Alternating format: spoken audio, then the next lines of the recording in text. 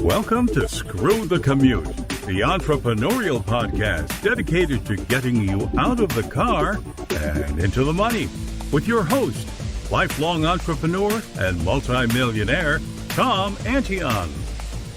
Hey everybody, it's Tom here with episode 572 of Screw the Commute podcast. I'm here with Jason Cercone, and you know, he's supposed to be a homeboy from the Pittsburgh area, but I listened to some of his other podcasts and I didn't hear him say Ewan's once. I don't know. I think he's an imposter, so I have to tell him. And I can't wait to tell him about my Iron City Lite story. And I'm going to sing part of it to him a little later. So hang in there for that. Now he's going to teach you how to be great on podcasts. And I'm all about that. I was having trouble with guests. So I did an episode 211 on how to be a great podcast guest. And he's already proven to be one, and it didn't even start yet. So, okay. Hope you didn't miss episode 571. That was Steve Fredland. This guy was a 30-year corporate guy, which of course is blasphemous around here, Screw the Commute place.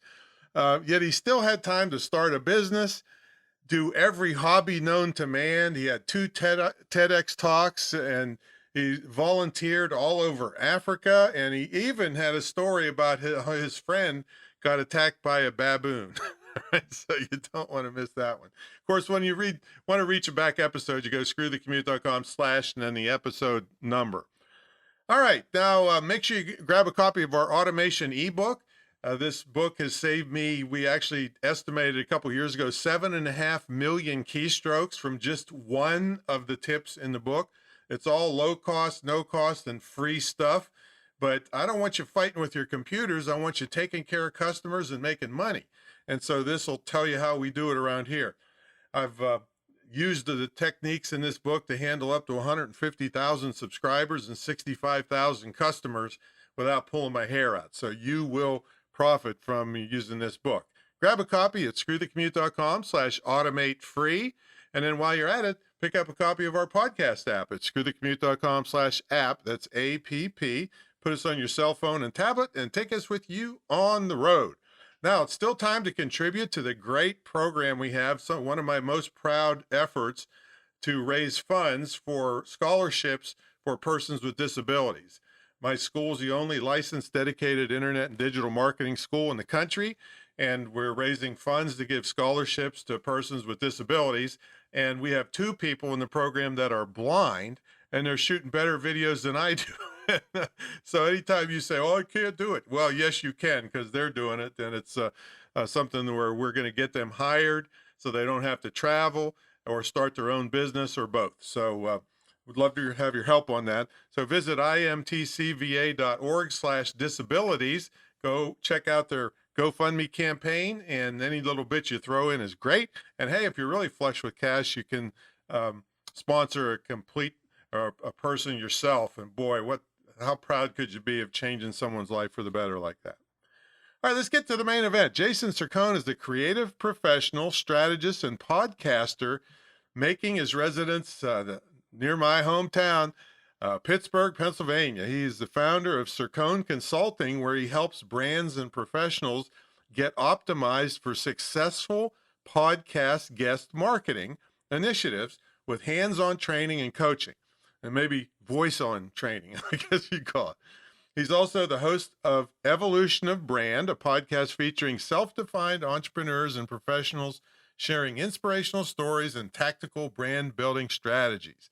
And when he isn't glued to that microphone, producing words to live by, you'll find him consuming good bourbon and cigars and obsessing over his fantasy football lineups and doing everything in his power to break 80 on the golf course. Jason, are you ready to screw the commute?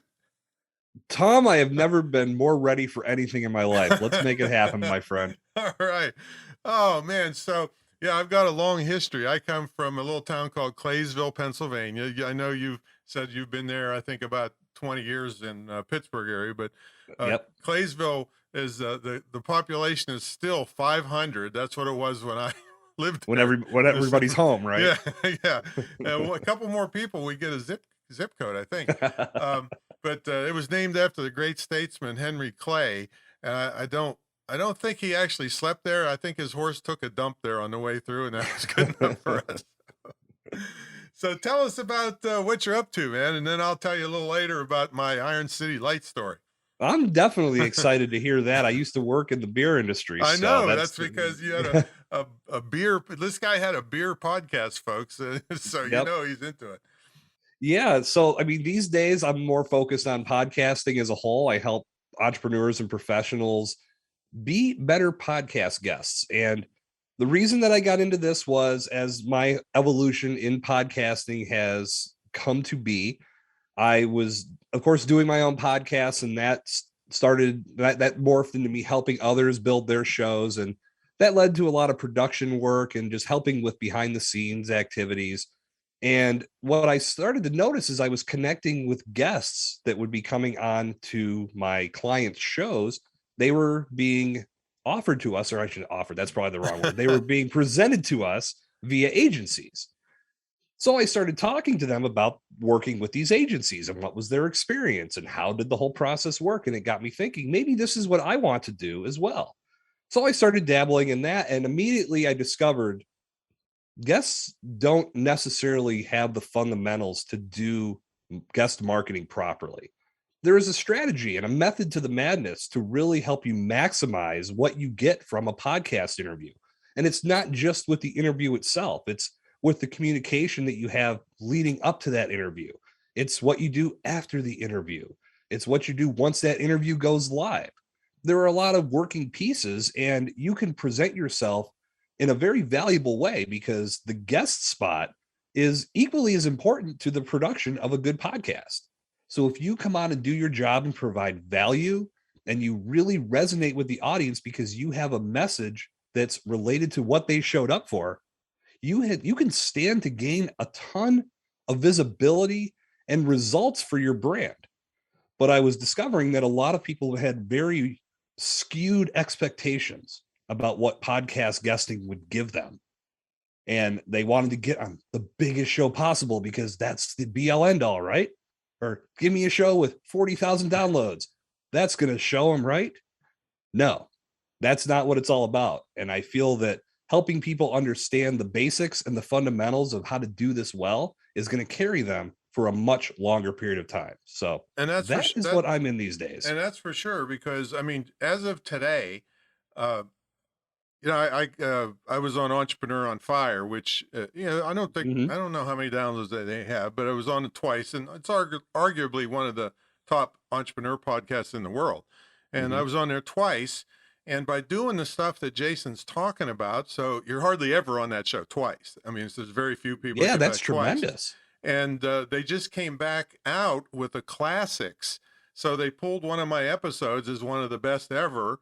And I got 50 new subscribers today, and they just released it, to my Beautiful. mailing list. See, so this can really pay off. In each episode that I was on, I got loads of subscribers and people that bought my stuff. So, and by the way, we give a commission to the host if somebody buys from their show, so that also puts you up at the top of the heap that they want to have you on. You're doing it all right. That is the way to make it roll.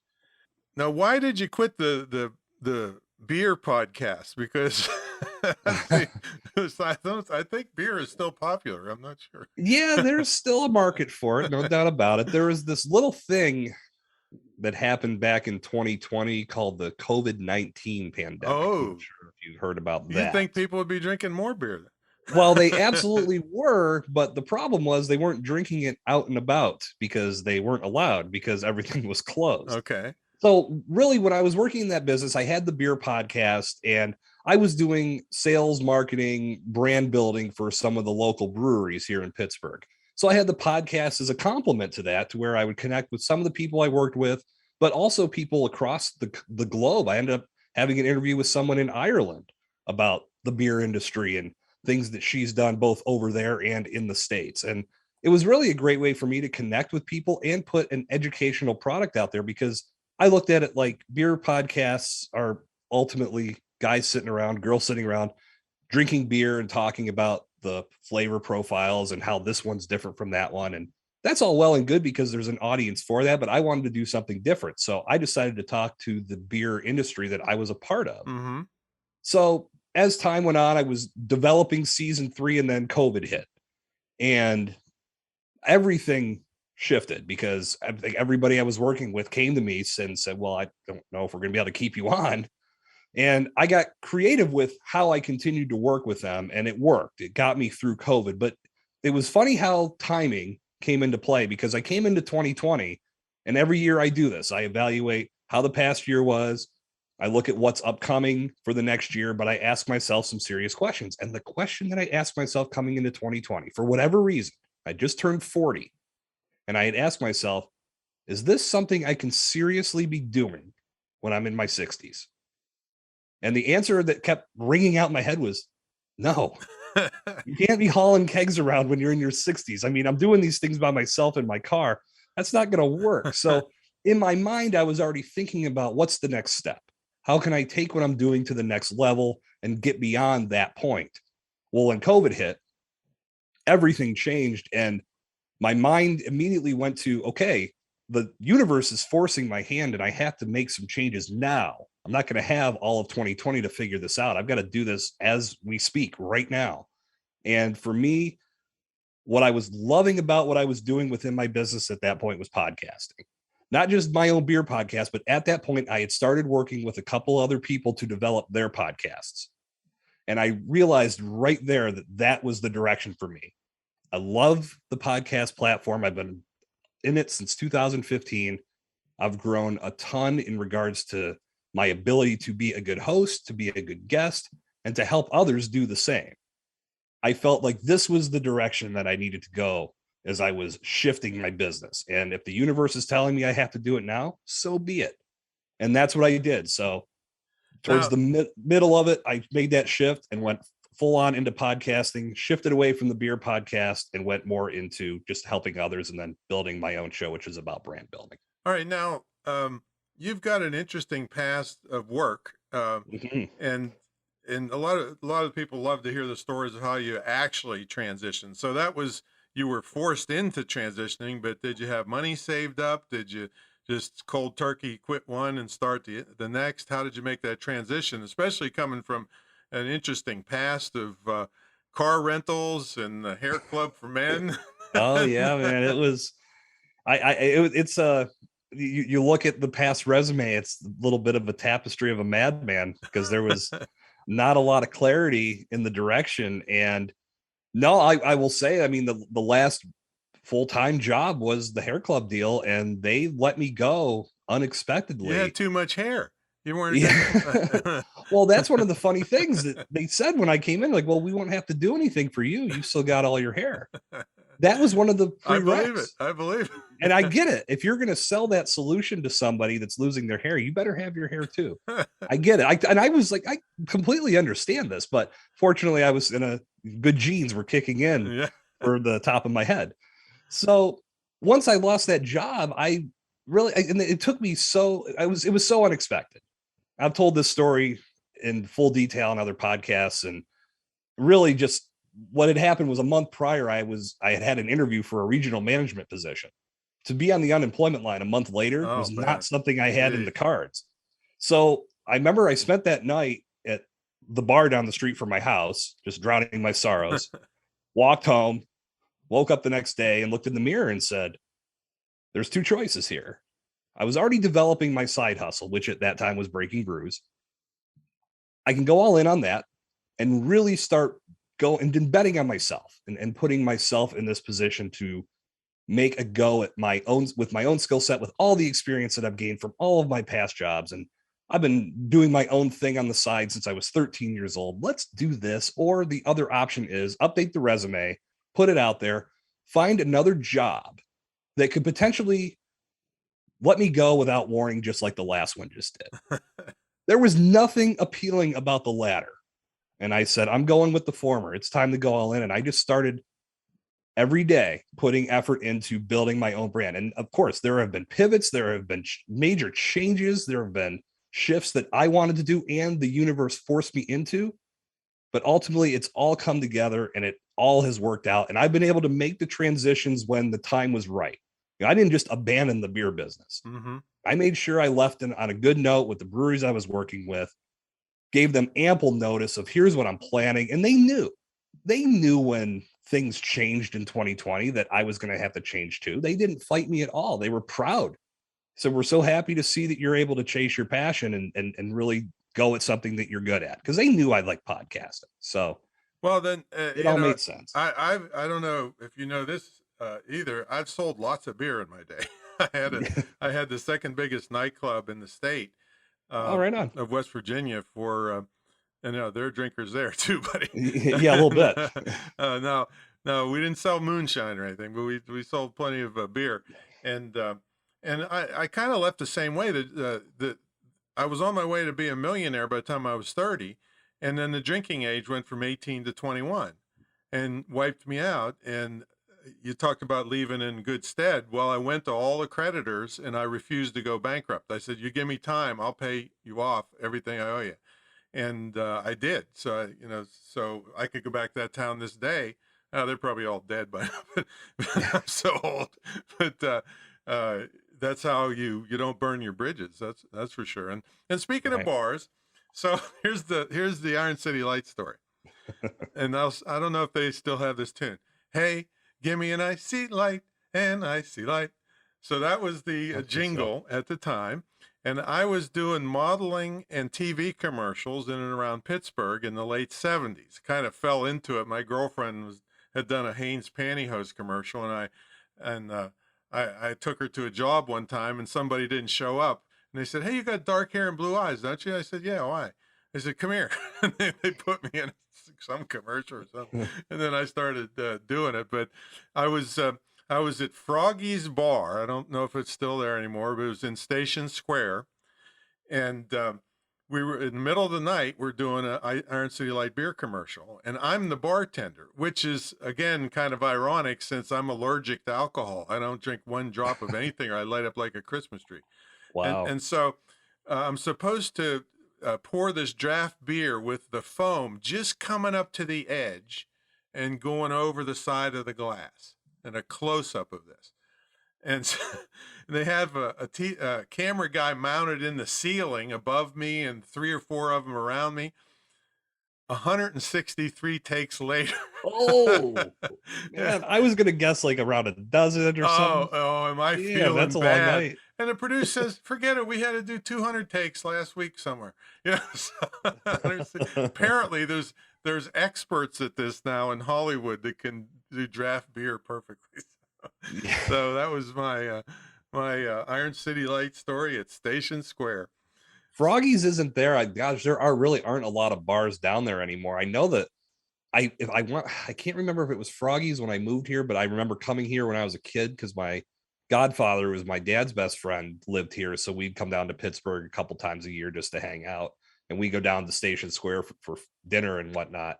Yeah, for those of you who don't know, Station Square in Pittsburgh was an old train station that they remodeled into beautiful shops and everything, and it's right underneath. What's that thing called that goes up the mountain? What's that called? The Duquesne Incline. The incline, yeah, the incline. Yeah.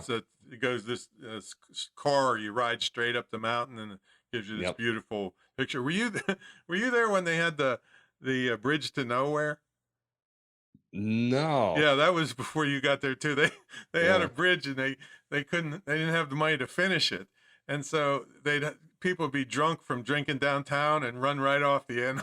Oh God! I wonder if that's the one. There's still supports for a bridge that are coming out, but there's nothing on top of it. I don't know. It could ask around older people that remember the bridge to nowhere.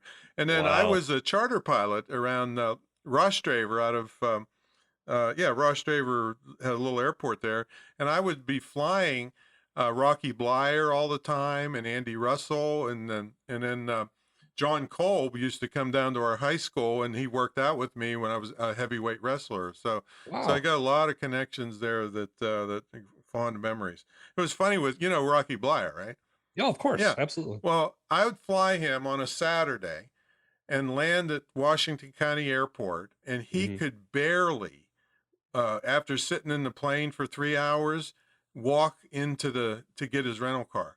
I mean, his feet, from Vietnam were all shot up and everything. Yeah. And then Sunday, he's running, making touchdowns. It's just Yeah, he amazing. saved it all for the field. Yeah, yeah, No doubt. yeah. So, how do you work with people? What are kind of things you do?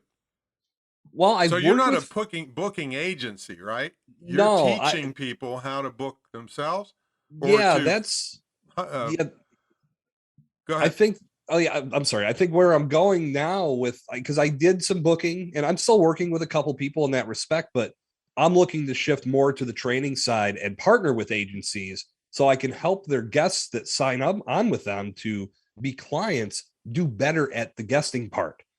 To me, there's value in having a better understanding of how this process works. So you'll stay invested in that agency longer because you're going to know how to get results. It's just like anything else. If you come into any type of platform that you pay money for, if it doesn't deliver immediate results, it didn't work, right? That's how a lot of people feel about Mm-hmm. things. And they walk away. Podcasters especially experience this. They don't have thousands of downloads on their first 5 episodes. Well, this isn't working. I'm not going to podcast anymore. And Tom, you have to be invested in putting a production together that people want to hear.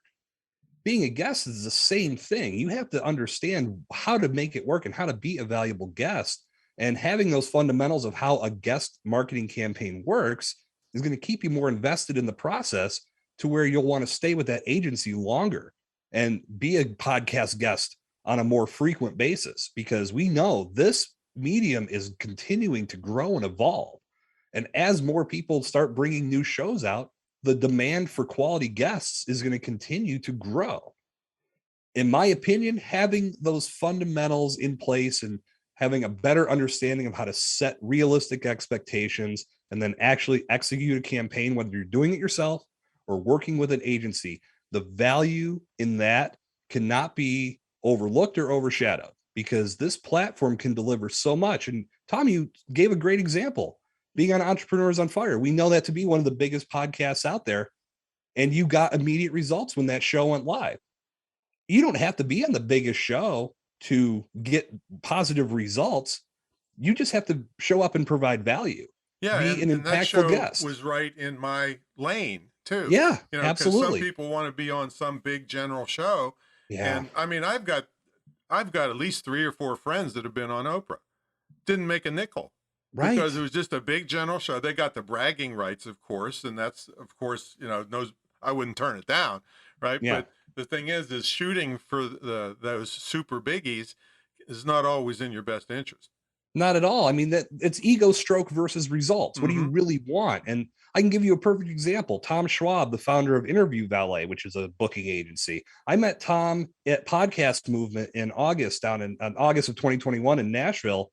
And part of his presentation, he asked the group, what would you rather have? An appearance on Oprah or access to Oprah's I'm sorry, I take that back. He asked if you would rather have $1 million or access to Oprah's audience for 24 hours. And when you think about it, most people, oh my gosh, I'm just getting $1 million handed to me. But if you actually had 24 hours to communicate with that audience, you could do so in a way that you'd make way more than $1 million. And what it really comes down to is the targeting. And if you go on something that's more broad, I know probably the most popular in regards to the well-knownness, to coin a phrase, is the Joe Rogan experience. And everyone thinks, well, if I just get on Joe Rogan, then everybody's going to hear me and that'll solve the puzzle. No, it won't. For starters, getting on Joe Rogan's show is not easy because he's bringing on well-known celebrities and people that they have some clout. So if you don't have that clout, you can't expect to get on that show. Second of all, you get on that show, you got to hang with him for how many hours? Because he's doing epic productions in regards to the time. And third, the audience that's consuming that content is not defined. It's very broad. So you're not going to have as much appeal to that broad audience as you would to go on an audience that has a fraction of the size, but every listener is dialed into that show because of a specific reason. It's geared towards a specific niche, however you want to say it. The host took time to define who their target listener was, and now they're finding guests that can come on and help them create content that's going to speak to that target audience. When you do that and make appearances on shows like that, the opportunities to get results from your guest appearance far outweigh going on some show that has a very large audience, which again, good for the ego, but not necessarily good for the results that you want to obtain. Yeah, you could probably be on. I mean, for the average person, will never get on, all right, Right. but on Joe No. Rogan, but they could be on 500 or 1,000 other shows by the time they killed themselves to get on Joe Rogan once Yeah. and reach more targeted people, make more money if they play their cards right. Um, I'm my own sponsor on my podcast. So if they have a and I was going to tell you that the agencies kind of love me, hate me, kind of, because I kind of developed this idea that I've been hitting up. I've been teaching people in podcast masterminds that, as soon as you have your own podcast, all these agencies swarm on you and try to get their guests on. So I have like a boilerplate thing that says, oh, okay, yeah, I'd love to, if it makes sense, but I'm only booking reciprocal interviews. So if they have a podcast, I'll be on theirs and they can be on mine. Okay. And then, so I get the podcast agency working for me for free. That's an amazing strategy. Yeah. Smart as hell, Tom. Yeah. I like that. And then some of them say, well, this guest doesn't have one, but we have this other guest that does. I don't care. I'll go on his show. You bring this guest on. It's okay with me. Yeah. Yeah. I got a lot of interesting strategies. If you have your own podcast, this is different than guesting, but, it's beautiful. And the reason I got into it is in the early days, everybody was just a big ego trip, wanted to hear themselves talk. But, I don't know, 4 or 5 years ago, I think mine started in 18, maybe something like that. I started because people were starting to make money and the new cars could play podcasts from the dashboard now. And and the listenership exceeded XM radio and it's free. And then, so that's 100 million or a couple 100 million new potential listeners right there.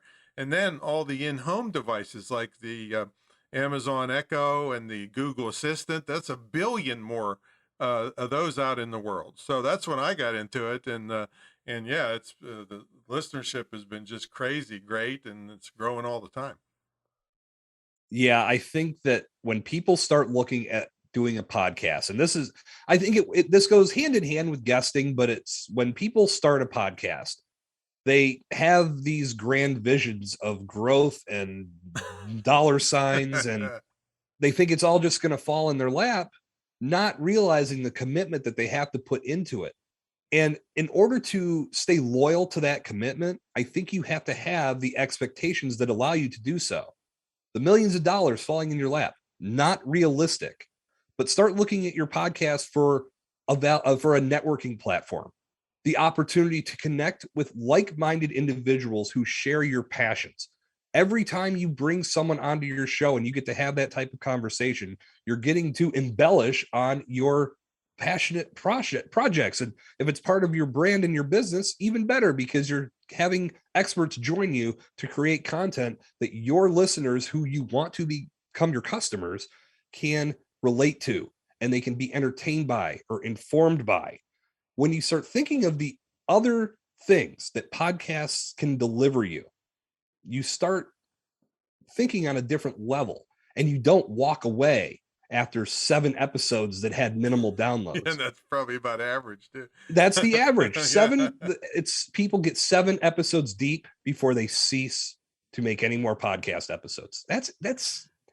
It's frustrating to me. It's a little disappointing that people actually think that they're going to see results. I'll give you an example. People ask, well, how many downloads do you have on Evolution of Brand?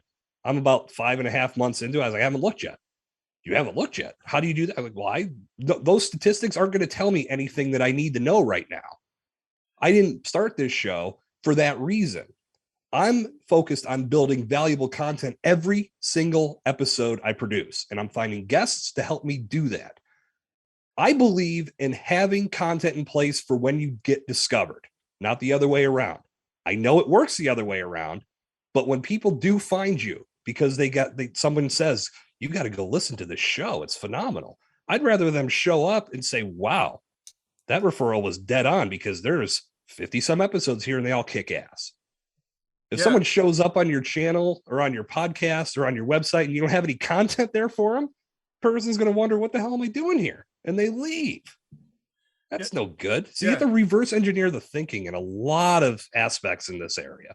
Yeah, and that's those 7 average episodes before people poop out is, like I like everybody else that's up there kind of say, oh yeah, Listen Note says I'm in the top 1% of 2,500,000 podcasts, and there's only it happens only 3 of them are left.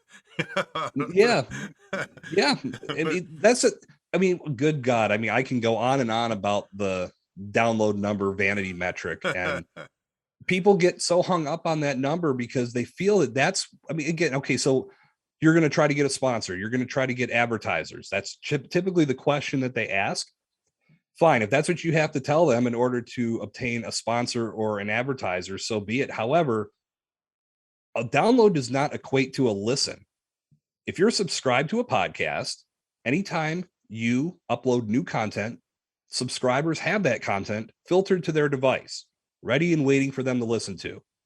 That means they could listen right away. That means they won't get to it for 6 months or ever. Aren't you guilty of this? I know I am. Content funnels in there and I'm like, oh, well, I don't have time right now. I'll get to it next week. Or, oh man, I'm running out of space. I'm going to have to delete a few episodes. So you got credit for that download. Doesn't mean that I was impacted by the content because I didn't listen. So it's hard to hang your hat on that statistic and say it's the be all end all. Well, here's what I teach people is that, first of all, the last statistics that I saw, that the average sponsor will pay anywhere from $12 to $18, and if it's Super Show, $25 per 1,000 downloads per episode. Mm-hmm. It's hard to get $1,000. You could be tripping over your beard before you get $1,000 per episode. Right. And so I teach them, be your own darn sponsor. I've never had a sponsor, never won a sponsor. I got my own product mix from $17 to $58,000. And so I don't want to waste my time trying to get a sponsor for $2, and if you chase them, they don't want you if you can't prove these metrics, and you could be 6 months, a year, or more before you ever get a nickel. So if you're create an ebook or create your own product or your own coaching program, you can have money coming in the first episode. Right? So that's what I teach people. No, you're dead on. I think people need to start realizing, and I'm going back to what I was saying about looking at your production differently, and it will keep you more invested. This is another way to do it. Being your own sponsor is a great way, promoting your own products. And if you're putting value out there for your consumers and they're in your space and want to do business with someone like you, you're giving them another avenue to find you, another avenue to provide them value. And on top of that, what you can do is form some affiliate sponsorship partnerships with different brands that are also related to what you do. That's fine too. I mean, I love affiliate stuff because the commissions are much bigger, and they're just interested in results. They're not pencil pushers in some office somewhere looking at numbers. So now I hope you're teaching this. I'm almost sure you would be. Can they please get a decent microphone? Can they please not use this stupid Apple thing hanging from their head and scratching on their shoulder the whole time, or $10 noise canceling headsets? So you get into all that stuff? 100%. I can't remember what day it falls on in my 30-day training program, but it's an entire lesson about setting up a professional background, having a quiet space to where you don't get interrupted, to where environmental noises aren't going to bug you, where you're not up against a brightly lit window that makes you look like an apparition. And then taking time to invest in a microphone, not a Yeti, not something for $10 off of eBay. I provide some suggestions that are sound. Like I use a Shure MV7. It was the best $250 that I've ever spent in this space. Mic hooks right up to my USB. It's clear. I didn't have to fiddle with knobs. If you're going to be a podcast guest and be serious about the message that you're projecting, yes, get a microphone before you ever go on an interview. It just makes you sound more professional. And the instant thought that people have is, this person's taking this seriously. If it's not the audience, it's the host. because hosts can get incredibly frustrated when you show up without the right equipment. It Well, just yeah, and it makes for a poor production. causes editing trouble for them, Mhm. and they're never going to invite you back. You know, Exactly. I was on one show 13 times, you know, Mhm. because all this stuff is taken care of, and then I give great content. Yep. And I've been trying to talk people out of these stupid electronic backgrounds with Zoom. Oh my Yes. God. Yep. Set up a nice background. I'll show you how. Uh, I mean, No, I'm it's with you just, there. yeah, It Jason will it looks show like you you're how. in the it looks like you're in the Matrix. I did it as part of the video training. I switched it on and I was doing the demonstration of look at me. I feel like I'm up against a dirty window and I can't get out. I'm like a mime in a box. And that was really what it looked like. But when you have those backgrounds, if you move even in the slightest, you get this trail. And you disappear And sometimes, and yeah, yeah, I I'm mean, like, it's just crazy stuff. I mean, I was taught, I studied in Hollywood, lighting and green screen, and I talk about of green screens too. I mean, the yeah, to do green screen really professionally takes enormous amounts of skill with lighting. You differently than the subject, and you need to yeah. be far enough away that the green isn't bouncing off your. It's just set up a bookcase. I mean, that's better than Yeah, that's nothing. it. I mean, I in mean, the world we live in these days, you're going to be using this background for far more than just podcast interviews. You've got exactly. your conference calls, you've got interviews that you do with people for your, for recruiting into your company. There's going to be a number of uses it'll serve. Hey, did you see that But that lawyer that, was talking to the judge and he had a cat filter on his face? I did Oh, not you see got to that. look that up. It's Yeah. hysterical. This lawyer's in a I don't know, deposition or something. And he Love can't it. turn off the cat filter on his computer. Crazy. Oh man. Well, we got to take a brief sponsor break. When we come back, we're going to ask Jason what a typical day looks like for him, and he's got a very great course coming up to give you. So we'll be right back with that. So, folks, about 25 years ago now, I kind of turned the internet marketing guru world on its head, and the guys at my level were charging 50 or 100,000 bucks. There was very few women at the time in the field, and I knew a lot of these people. A lot of them were ripoffs. You gave them that money up front, they'd be hiding out, and you'd never get any service from them. So I said that's too risky. I'm going to turn this on its head. So I charged about a 10% of that as an entry fee, and then for me to get my 50,000, you had to net 200,000. Well, people love this, and 1,700 students later, it's still going strong. It's the longest running, most successful, most unique internet and digital marketing mentor program ever. It's unique in many different ways. It's all one-on-one training with myself and my staff. You have an immersion weekend at the Retreat Center here in Virginia Beach. It's the only facility of its kind in the world. And we have a TV studio where you shoot videos and we edit them and send them to you when you get home.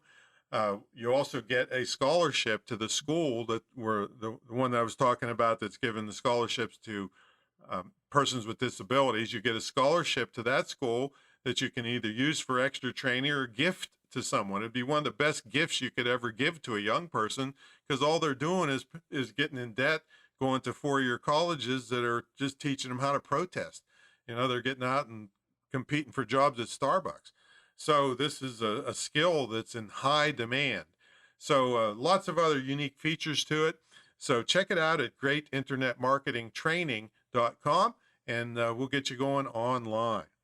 All right, let's get back to the main event. We've got Jason Cercone here. Jason drinks a lot of bourbon and smokes a lot of cigars, and in the midst of helping people be great on podcasts. And he also loves fantasy football and golf and everything else. So he's built a beautiful lifestyle business for himself. So Jason, what's a typical day look like for you?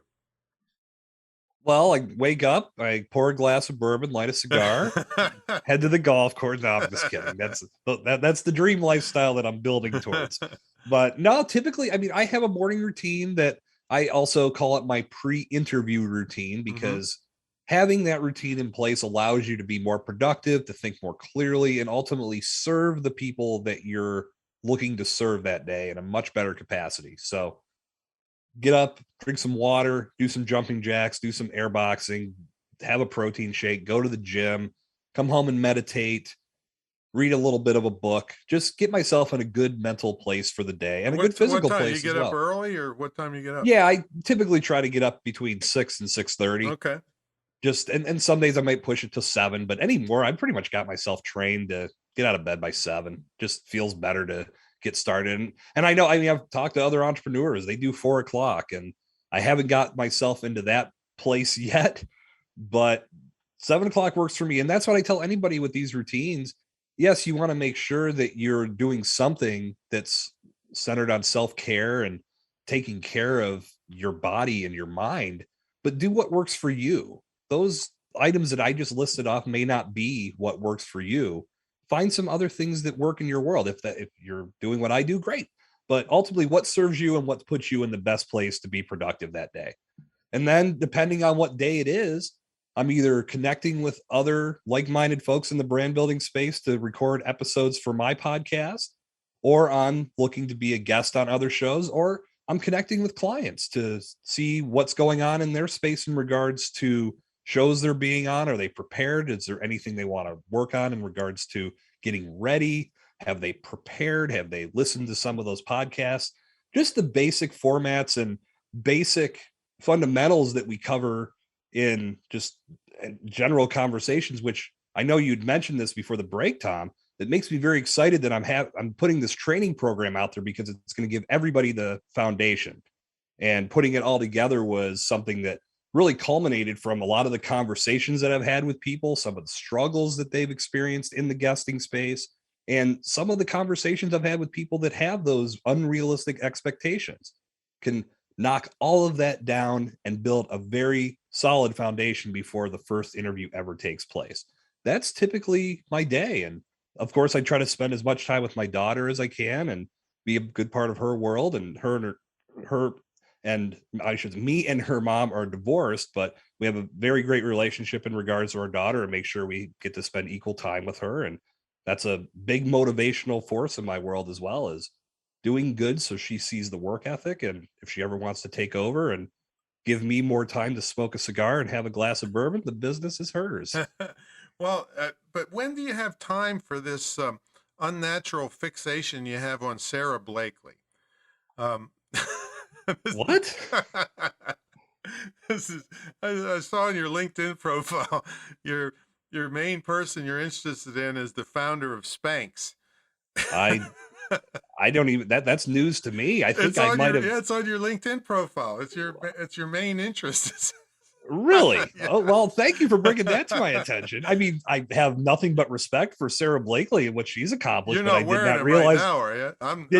I took mine off before the interview, so that's a little tight for my liking. But I did not realize I was #1 fanboy on LinkedIn. I'm going to have to go check that out.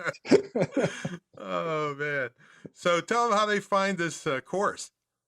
The best thing to do now, as we sit and talk, and this is coming, I know, very soon, and of course, podcast being evergreen and being able to be discovered at any time, this may already be live, but the best place to start, go to jasoncercone.com/screwthecommute. And spell that for him. JASONCERCONE.com/screwthecommute. Name of our great show that we're talking on today. Yeah, it's CERCONE. That's correct. All right. Yeah. I'm gonna make and sure when I get you that right.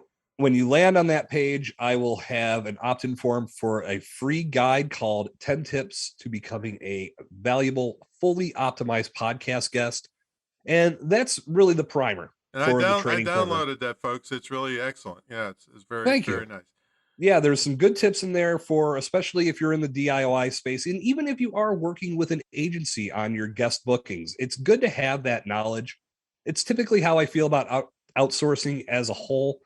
If you want to outsource things in your business, have an understanding of how it works before you do it. That way you'll know that you're getting a quality product in return, and you can actually set up some expectations for those folks when they do the work for you. So you're not constantly looking for revisions. It works the same way here. Having the foundation in place by checking out these 10 tips is going to give you a true snapshot of what you can accomplish as a value-driven podcast guest. And it's a great way for you and I to connect. And once we do, we can take things to the next level. I'm always open to having a conversation on Zoom to talk about your goals and expectations. And when Mic Drop University is ready to go, I'm looking forward to having you as a student. Beautiful, beautiful. Well, thanks so much for coming on, man. It's been a lot of fun talking to a homeboy. You didn't even say yuns once. That was lower than me. Up north in Bradford, PA, that wasn't a saying. However, my grandma was from Tynesta, and yuns was big there, and yins in Pittsburgh is the big one here. So it's, I guess, the lower you get, the vowel changes and go from yuns to yins.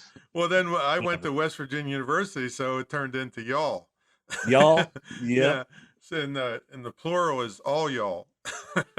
I am not big on slang, at least to that degree. I try to avoid anything like that. So when I hear yins and things like that, it's just nails on a chalkboard. Yeah, it didn't really make it to Claysville, I'll tell you. Yeah. Well, there were other things that made it to Claysville. Well, thanks so much for coming on, man. Thanks, Tom. It was a blast. All right, appreciate folks, it. Go to Jason Cercone, CERCONE.com/Screw the Commute, and you know how to spell that. All right, we'll catch you all on the next episode. See you later.